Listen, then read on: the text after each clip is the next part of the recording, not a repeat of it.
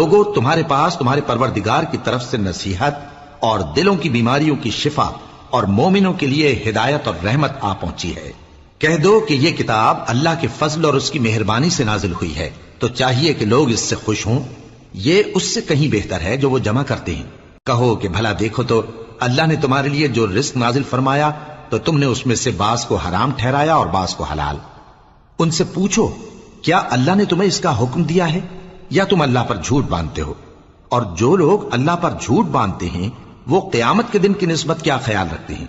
बेशक अल्लाह लोगों पर मेहरबान है, लेकिन अक्सर लोग शुक्र नहीं करते। और तुम जिस हाल में होते हो, या कुरान में से कुछ पढ़ते हो या तुम लोग कोई और काम करते हो, जब उसमें मसरूफ होते हो तो हम तुम्हारे पास होते हैं।